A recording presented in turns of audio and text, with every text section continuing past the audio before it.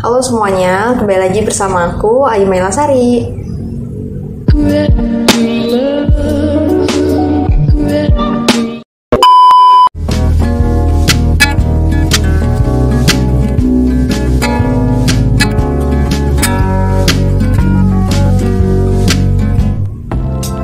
Dan di video kali ini aku bakal ngasih tahu buat kalian yang masih bingung gimana sih caranya anak SMK itu bisa lolos SNMPTN.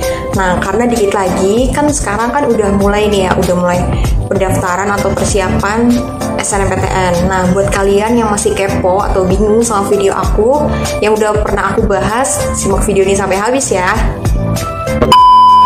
Oke teman-teman nih, jadi yang pertama nih di video aku yang ini itu kan aku udah kasih tahu ya tips-tipsnya, tapi masih banyak yang bingung nih, kayak misalkan jurusan yang dipilih itu sesuai nggak sih kayak gitu. Nah, ini aku bakal kasih tahu tipsnya.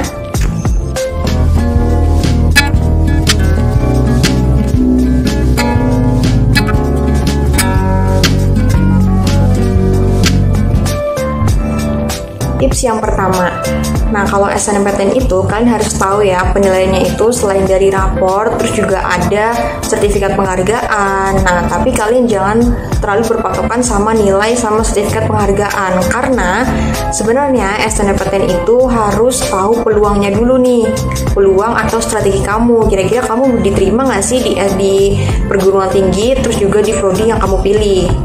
Oke, tips dari aku yang pertama itu adalah kalian harus tahu dulu nih nilai rapot kalian, rata-rata kalian itu berapa. Terus juga abis itu kalian nanya nih ke guru BK kalian. Biasanya kalau dulu aku tuh tanya ke guru BK, kayak aku kan dulu pengen masuk UNJ tuh ya, terus kan aku lolos kan. Nah, aku sebelumnya nanya dulu nih sama guru BK aku, persebaran alumninya yang ada di sekolah aku itu rata-rata diterima di perguruan tinggi yang mana kayak gitu. Jadi teman-teman, selain jangan lupa ngukur nilai rapot kalian, juga kalian harus tanya ke guru BK atau ke kakak kelas kalian yang udah diterima di perguruan tinggi tersebut. Yang kedua, itu kalian harus tahu dulu nih perguruan tinggi negeri sama prodi yang kalian pilih itu mau yang mana. Nah, ini juga banyak banget nih pertanyaan yang masuk ke kolom komentar nih yang ada di YouTube aku. Kayak misalkan nanya, SMK jurusan ini bisa nggak sih masuk jurusan ini? Sebenarnya waktu itu aku udah pernah bikin video di sini. Aku udah pernah bahas strategi memilih jurusan di SNMPTN khususnya buat anak SMK. Tapi karena masih banyak yang bingung, jadi aku jelasin lagi ya di sini. Jadi teman-teman, kalau untuk anak SMK itu kan nggak ada tuh ya. Kalau SMA kan ada IPA, IPS kayak gitu kan. Sedangkan kalau SMK itu adanya per kejuruan gitu. Kayak misalkan aku administrasi perkantoran. Misalkan kalian juga ada yang sama kayak aku nih. Nah, kalian kalau belum tahu jurusan kalian itu masuknya di IPA atau IPS, kalian bisa searching dulu nih di Google. Kayak contohnya SMK akuntansi itu masuknya ke IPA atau IPS, sosum atau saintek kayak gitu. Nah, kalau akuntansi itu kan masuknya sosum ya, karena dia belajar tentang ekonomi, sosiologi, geografi dan sebagainya kayak gitu kan.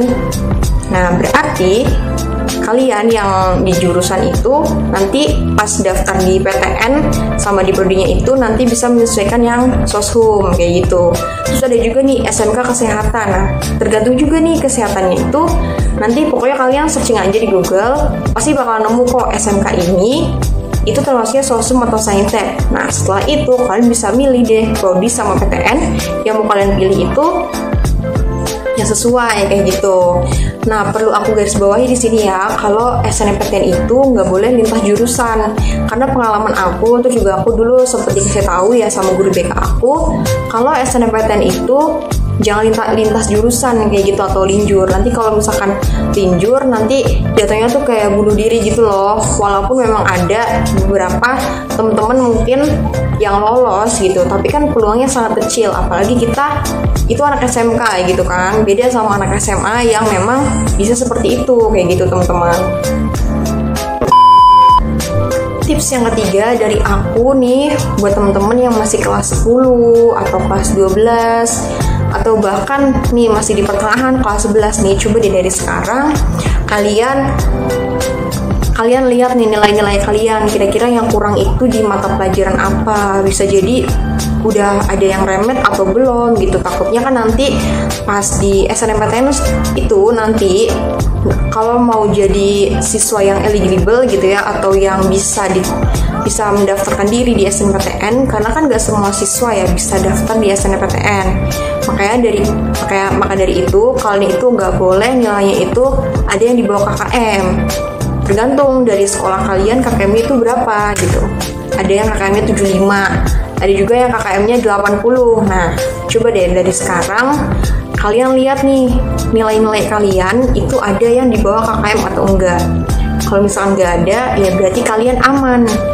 Tapi jangan juga kayak merasa aman banget gitu, karena kan dari satu kelas itu nggak semuanya itu bisa daftar SNMPTN. Kalau aku dulu ya paling cuman sekitar 5 atau 10 kayak gitu.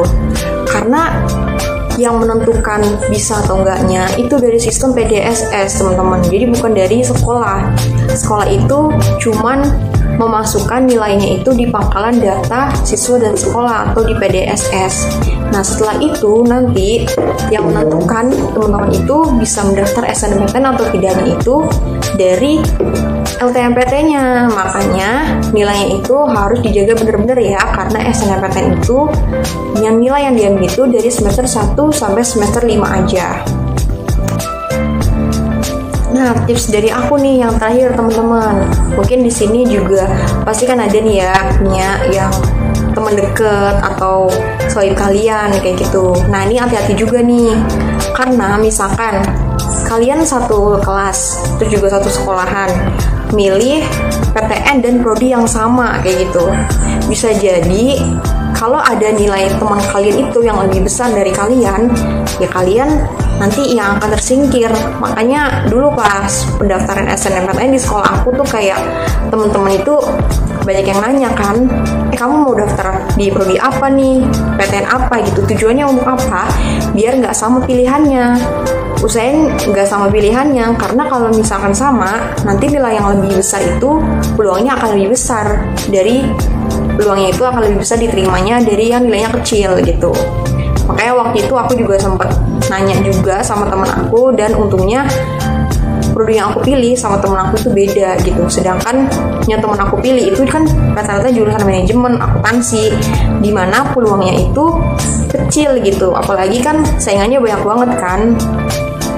Apalagi kalau belum ada sertifikat penghargaan. Nah, itu tuh menurut aku kurang banget gitu untuk nanti peluang besarnya itu lolos di SNMPTN kayak gitu. Oke teman-teman, gimana tips dari aku? Semoga kalian gak bingung lagi ya teman-teman. Oh ya, jangan lupa ya buat pantengin terus jadwal SNMPTN, karena Maret itu udah mulai pengumuman dari siapa aja yang diterima di SNMPTN. Semoga video yang aku buat ini bermanfaat ya untuk teman-teman. Kalau kalian masih bingung, kalian boleh DM aku di Instagram, ini ada @manila, atau kalian boleh komen di bawah ini. Oke, kalau kalian masih bingung, kalian komen aja deh. Kalau kalian gak mau komen, berarti kalian langsung aja hubungi aku di Instagram. Oke, itu aja teman-teman tips dari aku. Sampai berjumpa di video selanjutnya. Bye.